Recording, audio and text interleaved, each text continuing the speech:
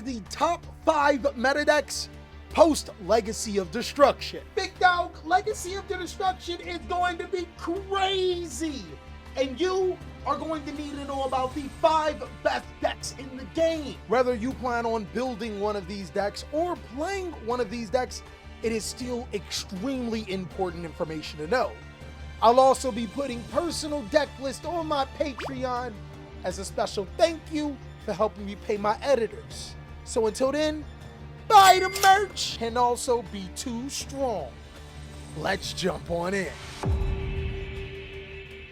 What's going on with y'all, big dog? And it is an amazing day for Yu-Gi-Oh! I hope that your day, phenomenal.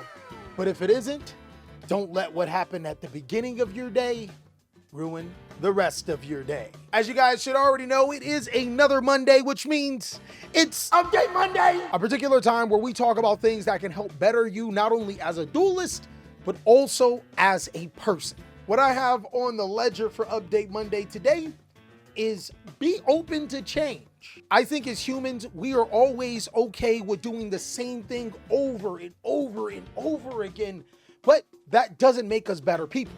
What makes us better people is adversity and change. A lot of times we are presented with new opportunities to do something different, and oftentimes we push back against them. What I want you to do is to take that second time to reconsider about that change and possibly even do it. Even if you may not like it in the beginning, you might like it in the long run. I mean, my opportunity for change was to be a content creator. This was not my first career choice, but the change paid off. And that's why we're gonna be talking about the changes in Legacy of Destruction, my boy. There are some crazy good strategies that are being brought forth, and I think we should try out. And my criteria for the top 5 is going to be the decks that I think are going to be played the most, the decks that I think are going to be the strongest. The first one, let's just get the elephant out of the room, Snake Eyes. Bro, Snake Eyes! That's right, big dog. Even with the banning of both Baron DeFleur and Borreload Savage Dragon, Snake Eyes is still going to be one of the top decks in the game. I mean, who would have thought that banning cards that didn't say Snake Eyes in it would stop Snake Eyes? Konami did. And while I do think that the banning of Link Kuriboh is still huge for the strategy, fortunately enough, Snake Eyes is able to latch onto other strategies and still be fairly competitive. Take, for example, Snake Eyes Fire King, one of the most powerful versions of the deck, uses Fire King Island to be able to search really powerful monsters like Fire King Kirin and Ponix to be able to gain resources. Then there's the Kashtira version of Snake Eyes, which is incredible. I ain't gonna cap, using Kashtira, Unicorn, and Birth to be able to summon free monsters to send to your graveyard with Snake Eyes cards is kind of big brain. Also, the fact that Birth can normal summon Diabellstar is crazy. And while some people may not like Snake Eyes players for being cookie cutter, the innovation is always there. Snake Eyes Diabellstar is probably going to be bridging gaps between other strategies because it's such a powerful card. This card can effectively get rid of your opponent's most important cards, but can also put resources into your spell and trap card zone and summon itself to the side of the field. It actually makes Snake Eyes Chase a really powerful spell card because not only can it place this card, it can also place Diabellstar as well as special summon them during the end phase. I think that one single piece of support is huge for Snake Eyes strategies, and it will continue to be a dominant force in the card game. But now that we're done pleasing the sweaty tryhards, it's actually time that we talk about a strategy that is new but still old. Ubel made its TCG debut in Phantom Darkness, and it's taken an entire 16 years for this strategy to be competitive. You're old. My guy, Ubel is old enough to have a driver's license by now. It is a high schooler. It's gotten to at least first base. And the retrain of Phantom Darkness in Phantom Nightmare gave Ubel some regional success. Spirit of Ubel and Samsara D. Lotus gave you easy access to Ubel and also fulfilled its tributing costs. And it also gave the deck a way to win games through Nightmare Pain, forcing your opponent to attack into Ubel and inflicting damage to him. But it also gave them another dimension that people didn't see coming.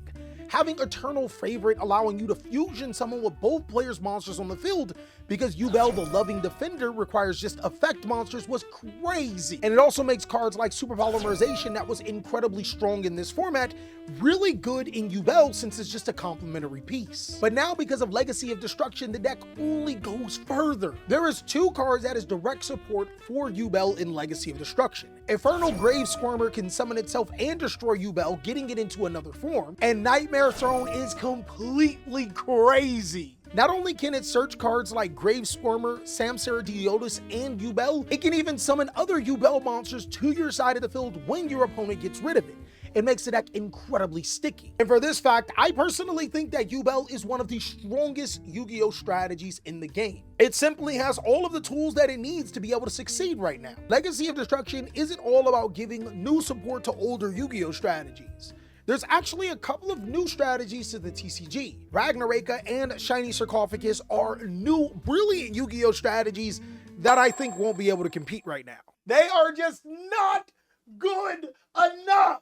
But fortunately enough for Legacy of Destruction, it's 3 strikes in your out, and it definitely did hit a home run with Tenpai Dragon. Tenpai Dragon is a fire dragon-based Yu-Gi-Oh deck that's built on being able to OTK your opponent and put over 8,000 damage even after they activate Pot of Prosperity. And the best thing about it is that it is so simple that even a toddler can play it. Bringing Sangen Manor allows you to be able to get any Tenpai monster, and not only can Tenpai Dragon by Dora get you your field spell, it can also be able to search out Sangen Kaimin, which then allows you to be able to add a level 4 Fire Dragon from your deck to your hand, but if it's your battle phase, you can summon it. We are going to be summoning Pocky Dragons like crazy. No, seriously, we're not going to summon Pocky Dragon. Also, with the field spell on the field, your Fire Dragon monsters are unaffected by your opponent's card effects during the main phase 1. During the battle phase, your Tenpai Dragons can synchro summon. So if you literally knew nothing about Yu-Gi-Oh! And were a boomer, if I had to tell you what this deck was, it's Gladiator Beast and Yang Zings. Now I can go on and on how you can synchro summon into Super Dragon Transcendent, or you can make Sanjin Rise Dragon Bident, but I think one of the more important things that people aren't focused on is that this deck can summon monsters like Black Rose Dragon really easy, who just so happen to be a fire dragon. Meaning that if it's the main phase 1 and they're summoning out Black Rose Dragon, it's going to be really hard to stop. And in case you thought you can poke at this deck's weaknesses by telling players to go first, unfortunately, Konami didn't take enough toxicity out of Yu-Gi-Oh! The going first combos for Tenpai Dragon involve summoning big boards that include Blackwing Dragon Assault and Crystal Wing Synchro Dragon, activating Secret Village of Spellcasters with Paladin High Nirvana, and Heat Wave. And because Tenpai Dragon needs so little cards to be able to do this, you can effectively play all of these cards inside of your deck and not have to worry about them. Voiceless Voice was the second most represented deck in a tier 0 format, so we already know that the deck is pretty good off the bat. And since it's a ritual strategy, it's just like the other decks that we talked about, it's insanely consistent. Not only does it have its normal support to draw from with cards like Low of the Voiceless Voice, basically what the deck is all about, but it also has ritual spell cards to draw from like Pre-Preparation of Rites and even Preparation of Rites that you can now use. But like I said before, the deck is centered around Low, and this card is a 1-card ritual summon for any of your Voiceless Voice monsters. Also, when it's on the field, it makes cards like Skull Guardian that much stronger. Quite literally. I always thought that 2050 attack was odd, but with Low on the field making it 4100, it's even stronger than the Obelisk the Tormentor and has negation abilities. And interesting enough, the best part about Voiceless Voice has always been its spell and trap cards. Barrier of the Voiceless Voice not only adds protection, it also gives you that search that you need. And Radiance of the Voiceless Voice is actually quite crazy. And now with Legacy of Destruction, it gets a new spell card, Blessings of the Voiceless Voice. It can add a Voiceless Voice card that is banished or in your graveyard, but if a monster is summoned, it allows you to ritual summon. Bro, I don't know about you, but this is giving Fluendereese map vibes all across the board. Except you can normal summon and trigger it. In my opinion, Voiceless Voice has always been one of the most unfair ritual Yu-Gi-Oh decks, because the ways that this deck ritual summons is almost unfair compared to the other ritual decks. It's also incredibly consistent and has a ton of recovery. And my last strategy, I would put in my top 5 meta decks. Easily goes to Melodius. What, y'all thought I was gonna snub y'all again? As much complaints that we have about Konami, there is one thing we have to give props to. They are incredibly good at taking strategies that seem really bad and then making them a lot stronger. Ubel, Raid Raptors, and now Melodius is one of them. Now Melodius is kind of weird because it is a fusion deck that has a link monster, but now is based on pendulum summoning too. Not a lot of strategies can say that they can be effective while carrying 3 different type of mechanics inside of their deck. And coolly enough, the deck is still built around some of its old Yu-Gi-Oh cards.